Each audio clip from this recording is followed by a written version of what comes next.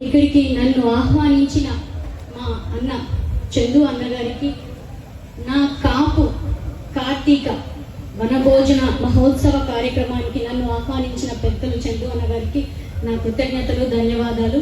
అలాగే వేదిక పైన ఉన్న పెద్దలందరికీ, అలాగే వేదిక ముందున్న నా కాపు ఫ్యామిలీ, నా బంధువర్గం, చిన్న పెద్ద ప్రతి ఒక్కరికి నా పాదాభివందనాలు. నేను మీ వినుతాకోట శ్రీకాళహస్తి నియోజకవర్గం. రాయలసీమలో ఇందాక అన్న చెప్పినట్టు రాయలసీమలో మహిళలు, మగవాళ్ళు బయటికి రావాలంటేనే చాలా కష్టం. అలాంటిది మహిళలు బయట రావడం అంటే ఆలోచించాల్సిన విషయం. అలాంటి ప్రతి ఒక్క మహిళ వెనుక ఒక మగవాడు ఉన్నాడు అనడానికి నా భర్త కోట చంద్రబాబు గారు, ఆయనకు కూడా ఈ సభాముఖంగా ధన్యవాదాలు, పాదాభివందనం తెలియజేసుకుంటున్నా. చిన్న క్లారిఫికేషన్, ఆయన కూడా కాపు సామాజిక వర్గమే. చాలా మీడియా ఛానల్లో కమ్మ సామాజిక వర్గం అని చెప్తున్నారు, ఆయన కూడా కాపు సామాజిక వర్గమే. అండ్ నా రాజకీయ జీవితం గురించి చెప్పాలి. 3 నెలలు నాకు పెళ్ళయి 3 నెలలకే నేను మెక్సికోలో, నేను నా భర్త జాబ్ చేసుకుంటూ ఉండేవాళ్ళం ఫారెన్ లో. మంచి శాలరీ మాకు. అప్పుడు మా హస్బెండ్ కి ఎప్పటి నుంచో రాజకీయాల్లో వెళ్ళాలి, సొసైటీని మార్చాలి, మంచిగా ఈ ఓల్డ్ ట్రెడిషనల్ పాలిటిక్స్ ని మార్చాలి అని చెప్తుండేవారు. నాకు ఒక భార్యగా, ఒక పత్నిగా, నాకు నా ఫ్యామిలీకి, ఇన్లాస్ కి, మా అమ్మ నాన్నగారికి చెప్పారు.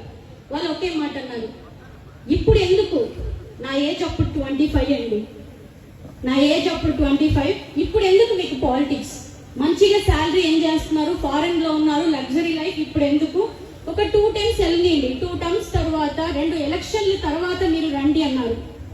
మా హస్బెండ్ ఒప్పుకోలేదు. వాళ్ళు నో అంటే నో అని చెప్పారు. ఆయన ఒకే మాట అన్నారు, ఏంటంటే ఒక మహానేత వంగవీటి మోహన్ రంగా గారు వచ్చారప్పుడు, ఆయనని మనం కాపాడుకోలేకపోయాం. ఎన్నో కుట్రలు, కుతంత్రాలు చేశారు. తరువాత ప్రజారాజ్యం అని మన చిరంజీవి గారు ప్రజల కోసం, కాపు సామాజిక వర్గం కోసం, బడుగు బలహీన సామాజిక వర్గాల కోసం వచ్చారు. అప్పుడు కూడా ఎన్నో కుతంత్రాలు, ఈ రాజకీయాలు, కుళ్ళు రాజకీయాల్లో మహిళల్ని అడ్డం పెట్టుకొని ఆయనని రాజకీయాల నుంచి వెళ్ళగొట్టారు. తరువాత ఇంకా లేదా, కాపులకి రాజ్యాధికారం రాదా, బడుగు బలహీన వర్గాలకి అన్యాయం ఎప్పుడు జరుగుతూనే ఉంటుందా, న్యాయం జరగదా అనుకున్నప్పుడు ఇంకొకరు వచ్చారు, జనసేన పార్టీ అధినేత శ్రీ పవన్ కళ్యాణ్ గారు. వాళ్ళ అన్న కోసం, మాట నిలబెట్టడం కోసం ఎక్కడ తగ్గారో అక్కడ నిలబడాలని చెప్పి వచ్చారు. అప్పుడు మేము డిసైడ్ అయ్యాం. మెక్సికోలో ఉన్నప్పుడు మా హస్బెండ్ ఒకటే చెప్తారు, మా వాళ్ళందరూ వద్దు వద్దు వద్దు అన్నప్పుడు, లక్షల జీతం వదులుకొని మీరు ఎందుకు వస్తారు, ఈ వయసు మీది కాదు అన్నప్పుడు, if not now when, if not me who అనేవాళ్ళు. ఇప్పుడు కాకపోతే ఇంకెప్పుడు, ఒకవేళ నేను కాకపోతే ఇంకెవరు అనేవాళ్ళు. అప్పుడు ఆయన ఇలా చెప్పి ఎంతో మంది వచ్చారు. ఈ కాపు సామాజిక వర్గం కోసం ఆయన ఎన్నో త్యాగాలు చేశారు. చూసాం కదా, వంగవీటి మోహన్ రంగా గారి దగ్గర నుంచి, చిరంజీవి గారి దగ్గర నుంచి, పవన్ కళ్యాణ్ గారి దగ్గర వరకు ఎన్నో త్యాగాలు చేశారు. మనం కూడా త్యాగం చేసి దిగుదామని చెప్పి వచ్చారు. 2019 ఎన్నికల్లో నిలబడ్డాం, ఓడిపోయాం. అయినా కూడా ఎక్కడ తగ్గకుండా, బొంగకుండా, లొంగకుండా నిలబడి పోరాడుతూనే ఉన్నాం. 5 సంవత్సరాలు 17 కేసులు పెట్టారు. 5 సంవత్సరాలు ఎన్నో కేసులు పెట్టారు. పాత ప్రభుత్వంలో 17 కేసులు పెట్టారు మా పైన. అయినా కూడా పోరాడుతూ వచ్చాం. అప్పుడు కూడా మా వాళ్ళు చెప్పారు, అవసరమా మీకు, ఇంకా ఎలక్షన్స్ కి టైం ఉంది, ఇప్పుడైనా కనీసం వెళ్ళి మీ లైఫ్ మీరు చూసుకోండి అన్నారు. ఒకే మాట.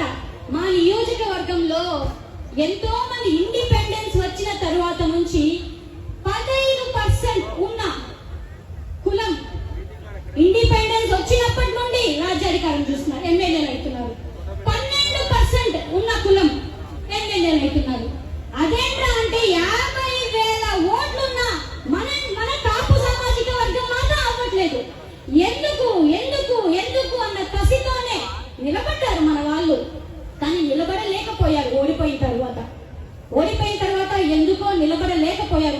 నియోజకవర్గంలో, శ్రీకాళహస్తి నియోజకవర్గంలో very tough constituency in Andhra Pradesh. అలా అక్కడ నిలబడలేకపోయారు. అప్పుడు డిసైడ్ అయ్యాం, కసితో ఏమైతే అదైంది, పోతే ఏముంది, ఎదో బానిస సంఖ్యలు తప్ప, అంతే కదా, పోరాడితే పోయేదేముంది, ఎదవ బానిస సంఖ్యలు తప్ప అని నిలబడ్డాం. అప్పటి నుండి ఇప్పటి వరకు పోరాడుతున్నాం. బర బర బర బర అని చీర పట్టి లాక్కొని వెళ్ళారు పోలీసులు 5 సంవత్సరాల ముందు. ఇప్పుడు అధికారం వచ్చిన తరువాత కూడా పోరాడుతున్నాం, తప్పట్లేదు. కూటమిలోనే పోరాడుతున్నాం, కానీ నిలబడ్డాం. మళ్ళీ చెప్తున్నాను, ఎవరు మనకి కాపు నియోజకవర్గంలో, బలిజ సామాజిక వర్గంలో ఐక్యత లేదు, యూనిటీ లేదు అన్నది, ఐక్యత యూనిటీ ఉంది కాబట్టే అక్కడ 11 వచ్చాయి, ఇక్కడ ఇంత మెజారిటీ వచ్చింది. ఎంతమంది ఎన్ని చెప్పినా మన యూనిటీ మనదే. నేను కింద పడిపోయాను అని అనుకున్నారు అందరూ, కానీ ఎక్కడ పడ్డానో అక్కడే లేచొచ్చాను.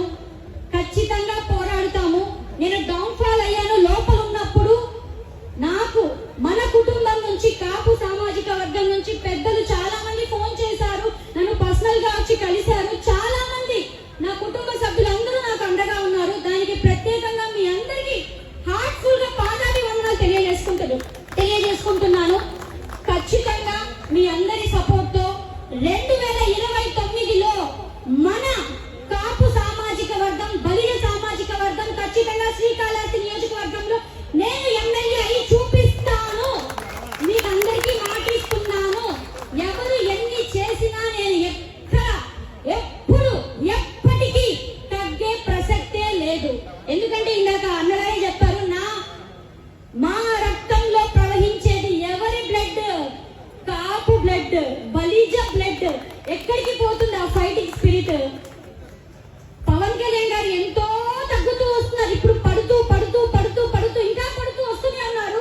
మన ప్రభుత్వంలో కూడా let's wait for our chance. మన టైం కోసం వెయిట్ చేద్దాం. తప్పకుండా మీ అందరికీ ఒకటే తెలియజేసుకుంటున్నా, శ్రీకాళహస్తి మనదే, ఖచ్చితంగా కాపులదే. ఇండిపెండెన్స్ డే తర్వాత నుంచి ఇప్పటి వరకు రాలేదు, ఇప్పుడు ఖచ్చితంగా కొట్టబోతున్నాం. మీ అందరి ఆశీర్వాదంతో ఎప్పటికీ మీ అందరి సపోర్ట్ ఇలానే ఉండాలని కోరుకుంటూ